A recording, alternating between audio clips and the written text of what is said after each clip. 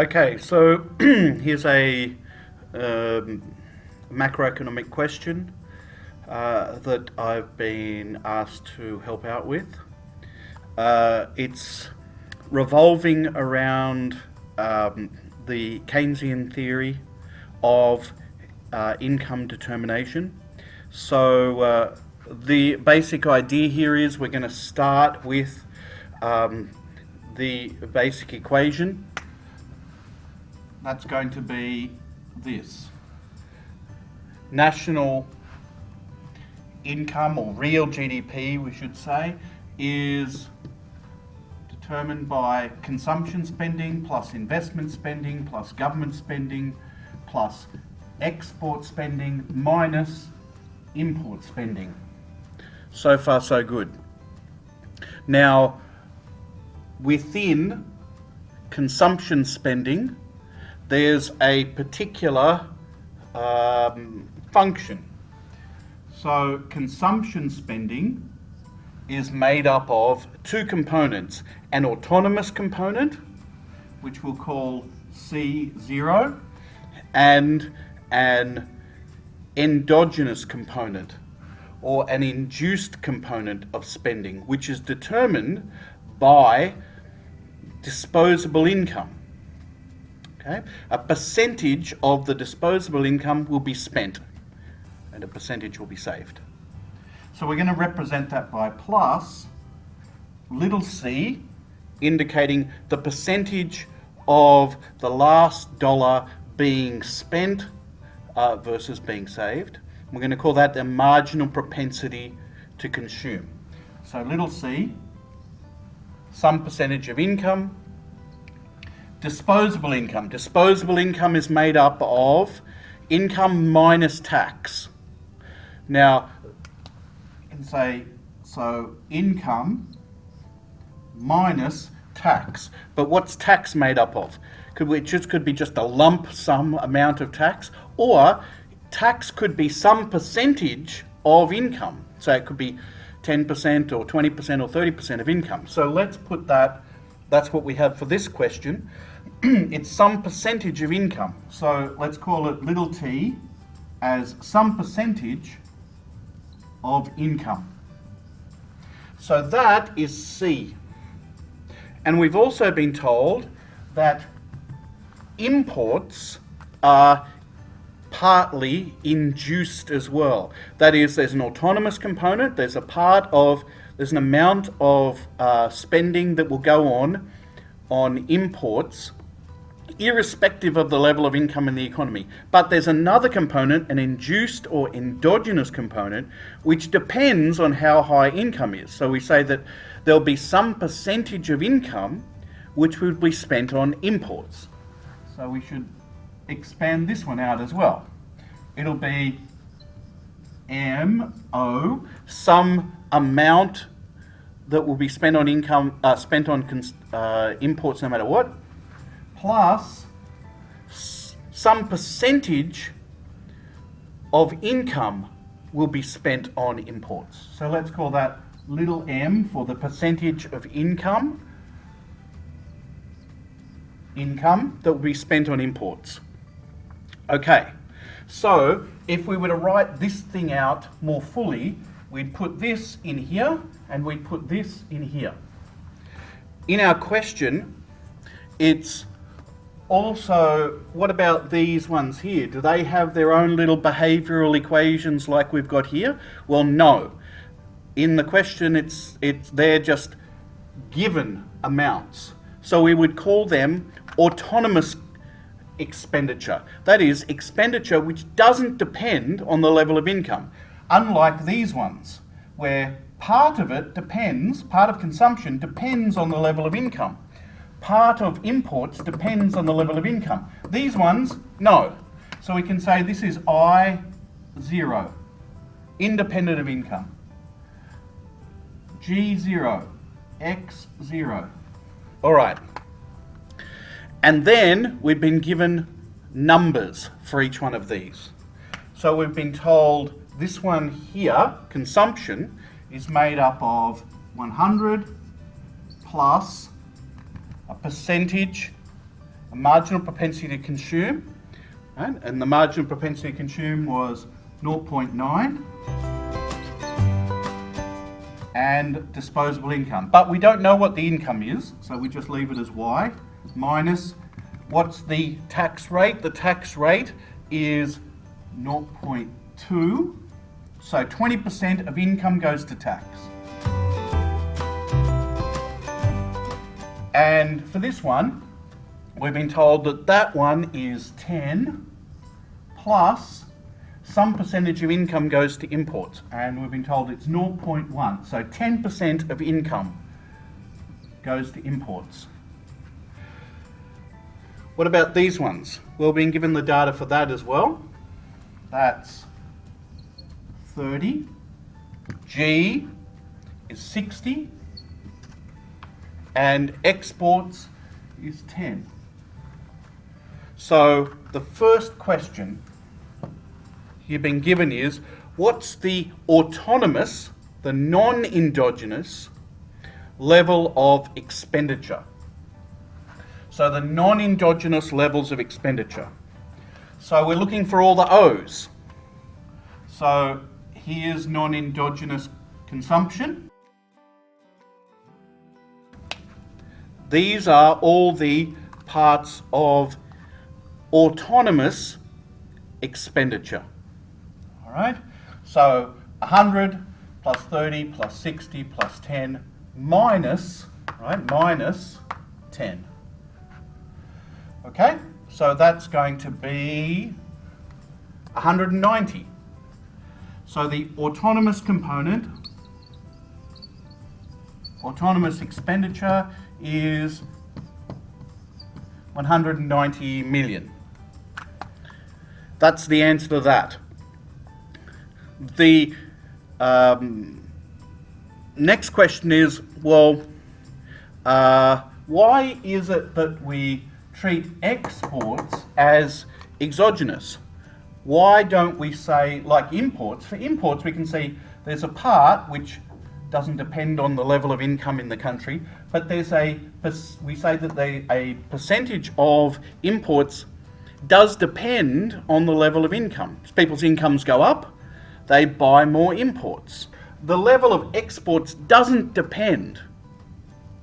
The amount of income generated by exports doesn't depend on domestic demand for goods and services. It depends on the demand for goods and services by foreigners. And that will depend on all sorts of things. The level of economic growth in the countries which are buying our goods, the exchange rate, the relative prices of Australian-made goods relative to competitors and so on. Anyway, none of it is dependent upon the level of income in Australia. So we would say that this is exogenous or independent of the level of the domestic level of income. Okay? That's why we would leave this as exogenous.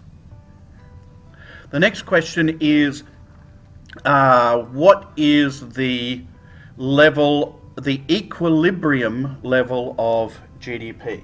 Okay, so what we can see here, here's our expanded equation.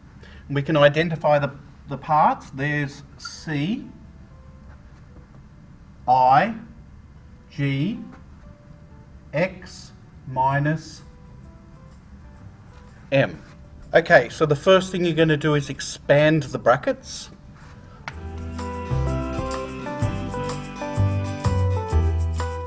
So now what we're going to do is put all of the, as you can see them there, autonomous components together, and we'll group all of the Y's together.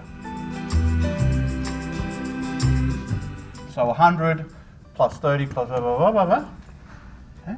So we already worked that out actually, that was 190. And then we've got 0.9y minus 0.18y minus 0.1y. So when we put them together, it's 0.62y. Okay, Now remember, we're trying to solve for y. We're trying to find what the y would be, what the real GDP level would be when this is true. So we want all the y's on one side. So we'll minus from here. And then we can say, well, that is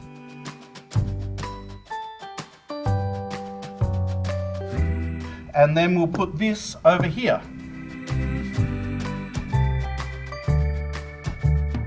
Done. All right. Then all you have to do is calculate it. So 190 divided by 0.38 equals a nice neat number, 500. That's your answer. That is the level of real GDP when this condition holds. This condition being equilibrium. Yeah. Easy peasy. All right. The next question is about the multiplier, just defining the multiplier.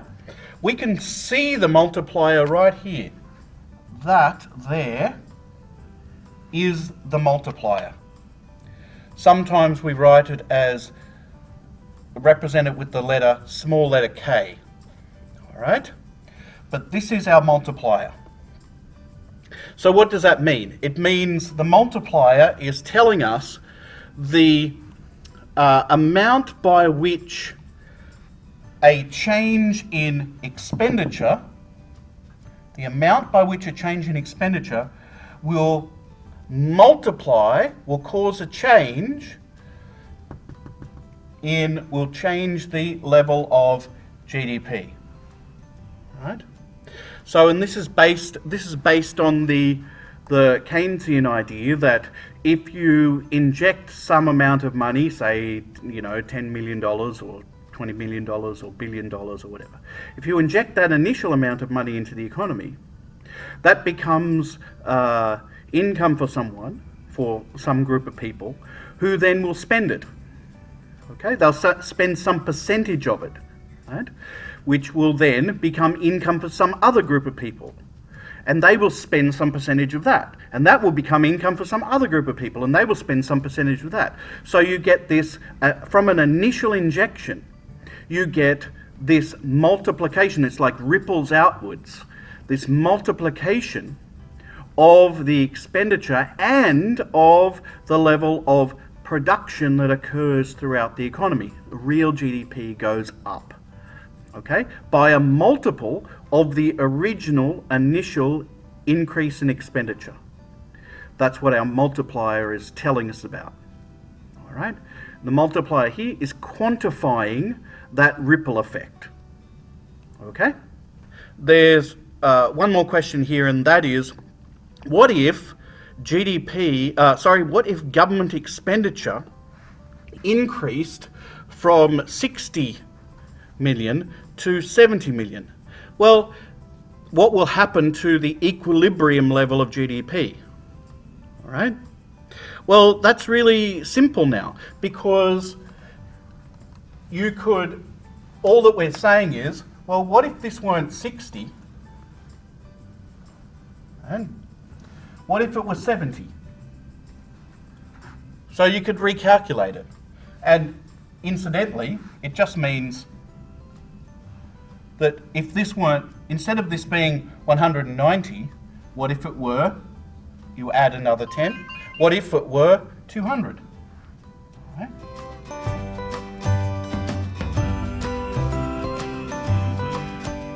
That's the only thing you're changing. Everything else is remaining exactly the same. So what would happen if you increase this from 190 to 200 due to increasing the government expenditure by 10? Well, you can just recalculate. That would be, so 1 over 0.38 times, not 190, but 200. Okay? Which you can work it out, will be, 526.3. Okay? So you've increased the real GDP, the equilibrium GDP, to 526.3. You've increased it by 26.3. Okay? All right, that's the answer to that question. Right? And it must be the answer because nothing else has changed in the equation. All right? So that's that. Okay, another question that was asked about was the multiplier. Now, I can only talk generally about that because in the information that I've been supplied with there, it's not sufficient for me to actually answer the question. I need more information. So I can only talk generally about the multiplier in this case. So I'll give you three versions of the multiplier, and I'll just do it really briefly. So what we might call a simple multiplier is one in which there's no government sector and there's no export sector either. In that case, the multiplier is going to be just 1 over 1 minus the marginal propensity to consume. Okay, it's going to be that simple. So for example, if the marginal propensity to consume were 0.9, meaning that for each additional dollar households get, they spend 90% of it and they save 10%. In that case, the multiplier would just be 1 over 1 minus 0.9, which is the same as 1 over 0.1, which is the same as 10. So we get this large multiplier, okay? If we increased government expenditure or we increased investment expenditure by 1 million, then it would be multiplied by 10 to increase real GDP. All right? What if we make it a bit more complicated than that? And we say we're going to add a government sector which taxes, and we're going to say that the government will tax households' incomes by some percentage. All right? In that case, the multiplier will be more complicated than that, than what we've got here. It will be 1 minus the marginal propensity to consume plus the marginal propensity to consume multiplied by the tax rate. So for example, we'll say that households spend 90% of their income, so 0.9 plus 90% of the income multiplied by, and we're going to say the government taxes them, for example, at 40%. Okay? So 40% of each additional dollar goes to tax. So 0.4. All right? So first we'll multiply these guys, right? Before you add and subtract your multiplications, if possible. So that's going to be 0.9 times 0.4. So that's 0.36. So 1 minus 0.9 plus 0.36. All right, that's that, which equals to 2.17. Meaning, if there was, say for example, an increase in investment spending or government spending by $1 billion, it would be multiplied throughout the economy by 2.17. But let's make it even more complicated. Let's now add an external sector, that is, where there's trade. In this case, the multiplier becomes a little bit more complicated again. In this case, we're going to keep our government sector, so we're going to keep our tax. But we want to now say that there's also some percentage of income spent on imported goods, as we saw previously. So we would say we need to add plus the marginal propensity to spend on imports. All right? So we've got the marginal propensity to consume, marginal propensity to tax, and the marginal propensity to spend on imports. So let's now fill that out with an example. So we'll say 1 minus 0.9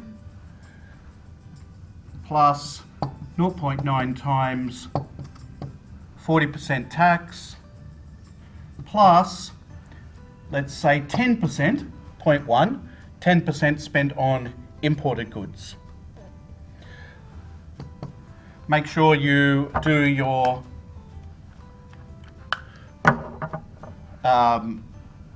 numbers which are multiplied together, do them first, then do the rest. Okay, so that's 0.36, do the rest. Okay, and you'll get